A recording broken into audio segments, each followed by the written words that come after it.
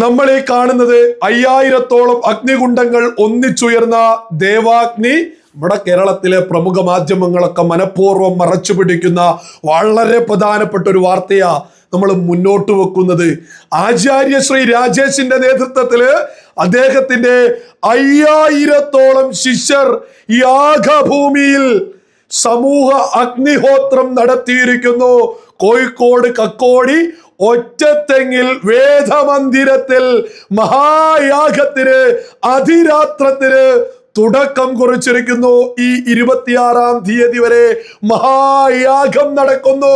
പരമാവധി ദേശസ്നേഹികൾ അവിടേക്ക് എത്തിച്ചേരുക തന്നെ ചെയ്യണം. നമ്മുടെ രാജ്യത്തിന്റെ പാരമ്പര്യം, സംസ്കാരവും പൈതൃകവുമാണ് അവിടെ ഉയരുന്നത്.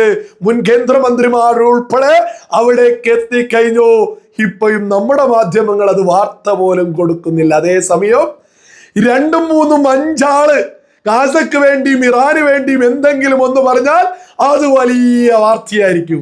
ഇത്തരം മാധ്യമങ്ങളോട് പറയാനുള്ളത്, നിങ്ങളൊക്കെ എത്ര അവഗണിച്ചാലും നമ്മുടെ രാജ്യത്തിന്റെ പാരമ്പര്യം, സംസ്കാരവും പൈതൃകവും ഉയർത്തിപ്പിടിക്കുന്ന മഹായാഗം, അതിരാത്രമൊക്കെ വലിയ വിജയമായിരിക്കും എന്നുള്ളതിൽ ഒരു തർക്കവും ആർക്കും വേണ്ട.